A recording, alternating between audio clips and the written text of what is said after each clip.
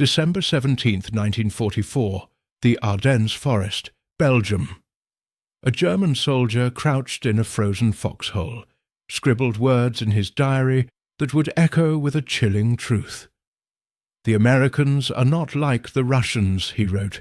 "Their artillery is something else entirely. It is not the volume of fire, though that is terrible enough. It is the speed.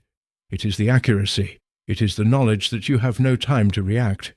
One moment there is silence, the next moment the world explodes." That morning, through the dense fog, his battalion had witnessed something that shattered every assumption they held.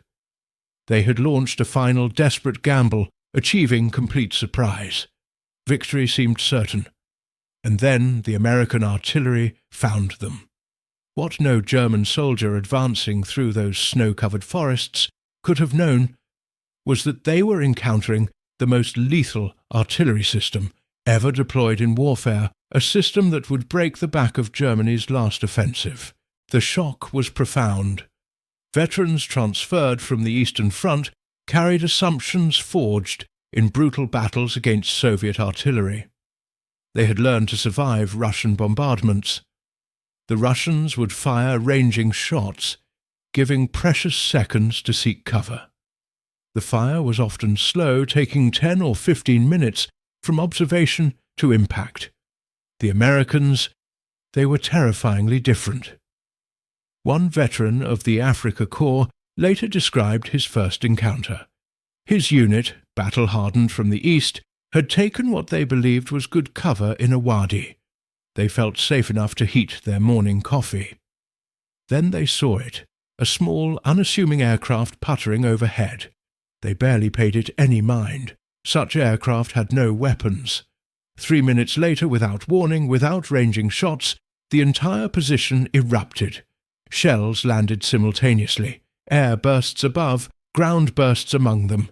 In 30 seconds, an entire company ceased to exist as a fighting unit.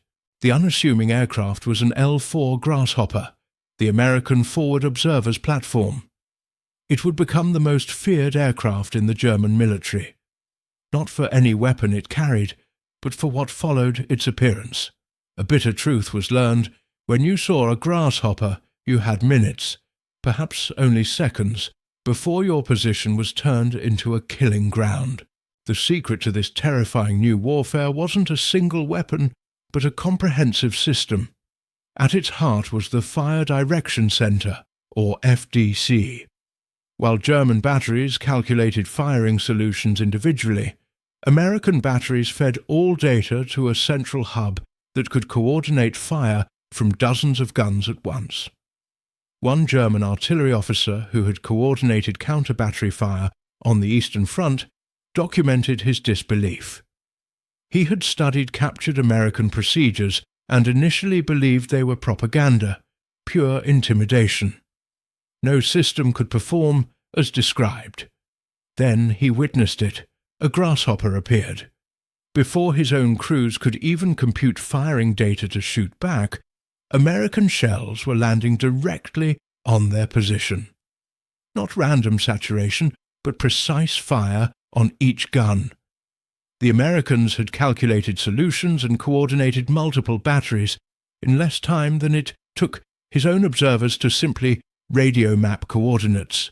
How was this possible?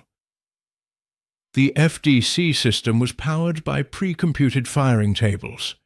In offices across the United States, teams of mathematicians, many of them women, had worked with mechanical calculators and slide rules, computing solutions for every conceivable variable: wind, temperature, humidity, even the wear on the cannon's barrel.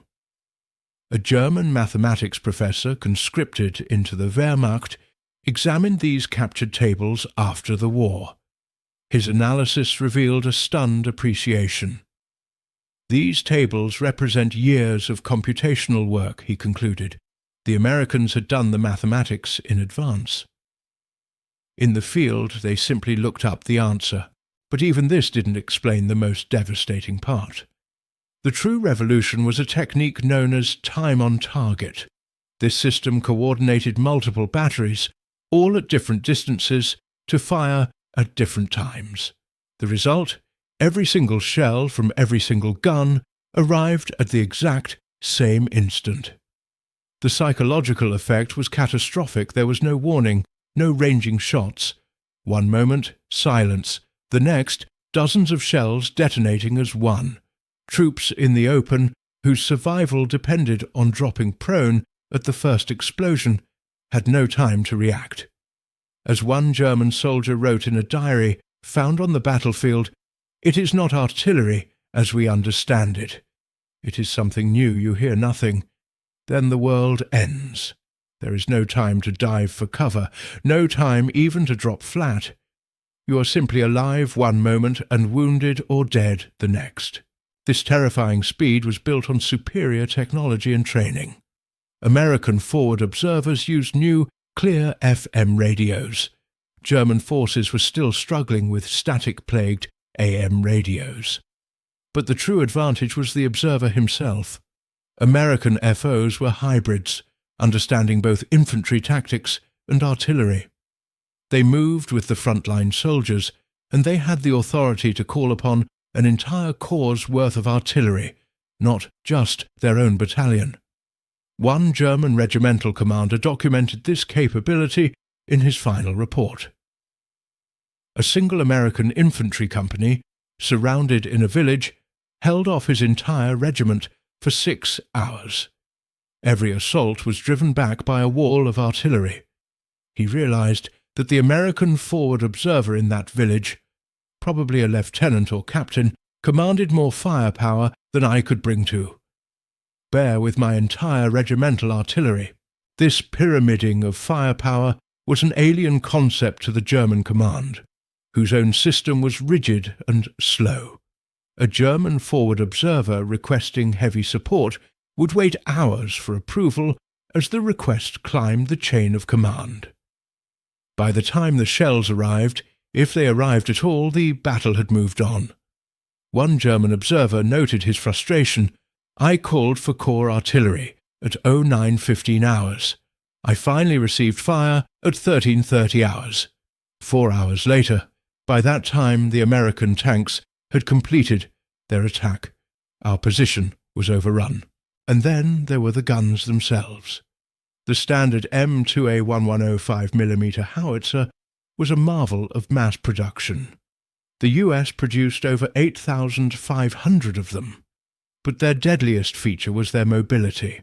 Every American artillery battalion was fully motorized, towed by trucks that could move at highway speeds. Displacing to a new position took them 20 to 30 minutes. The contrast was stark. Despite propaganda films of panzer divisions, nearly 80% of the German army's motive power relied on horses. A German artillery battery drawn by horses required 2 to 3 hours to move. One German artilleryman kept a diary of his time in Normandy. "We watched American artillery displaced during a battle. Trucks appeared. Within 20 minutes, the entire battery had limbered their guns and departed. We required 2 hours minimum. We were fighting a 19th century war with horses against an enemy fighting a 20th century war with trucks. The outcome was inevitable. This industrial superiority extended to the ammunition. German batteries were often limited to just a few shells per gun per day. American batteries, meanwhile, faced effectively unlimited supplies. But the most significant and perhaps most terrifying innovation was a secret weapon, the variable time, or VT fuse. Also called the proximity fuse, this device was a technological marvel. It contained a miniature radar in the nose of the shell. It didn't need to be timed. It simply broadcast a radio signal and, when it detected the reflection from the ground, it exploded at the perfect optimal height, about 20 meters, for maximum lethality. This fuse transformed artillery. Conventional shells might bury themselves in the mud before exploding, but the VT fuse guaranteed a perfect airburst every single time. It negated all conventional cover. Troops who dove flat or jumped into shallow depressions, were suddenly vulnerable. The shells exploded above them, showering fragments straight down. Its use against ground troops was forbidden for most of the war, fearing the secret would be captured. But during the desperation of the Battle of the Bulge, the order was given. The effect was immediate and devastating. The same soldier from the Ardennes, who had survived the initial barrages, recorded his experience with what his unit called these demon shells. He wrote, "The fragments came down like rain. Men in foxholes, men who should have been protected, were killed by fragments that fell vertically. There was no defense, we simply died. The psychological impact of this system, the speed, the time on target, and the air-bursting VT fuse, was as potent as the physical destruction. It induced a complete paralysis." Soldiers trained to seek cover found their training useless. One German officer documented a near mutiny in his unit. His company was ordered to attack an American position just 300 meters away. The men refused. They had seen what American artillery did to troops in the open. They preferred the possibility of capture to the certainty of death. The Ardennes offensive, Hitler's last great gamble, stalled and then collapsed, broken primarily by this overwhelming artillery. A German regimental commander, writing his final report from a prisoner of war camp, provided the starkest assessment. "We were defeated by American artillery before we were defeated by American infantry or armour. Every movement we made was observed. Every concentration of forces was broken up. Every defensive position was smashed. We could not move, could not mass, could not defend. We simply absorbed artillery fire until we ceased to exist." In the decades after the war, German military professionals studying their own defeat consistently identified American artillery as the decisive factor. One former general wrote that the Americans had transformed artillery from a supporting arm into a dominant weapon system. For the men who survived, the experience left a permanent scar. A veteran captured in Tunisia and held in a camp in Texas wrote home, "I have seen American industry. They defeated us through sheer industrial might. They could afford to fire 100 shells where we fired one." Another, an artillery officer himself, admired the cold, brutal efficiency of it all. "They have taken the art of artillery," he wrote, "and transformed it into an industrial process." Perhaps the most haunting summary came from a soldier who survived the Battle of the Bulge and later immigrated to the United States. In an interview years later, he was asked what weapon he feared most. "Not tanks," he said, "not aircraft. The weapon I feared most was American artillery. The sudden, devastating fire that arrived without warning. The knowledge that you might die without ever seeing your enemy, killed by shells fired from guns kilometers away. This was true terror."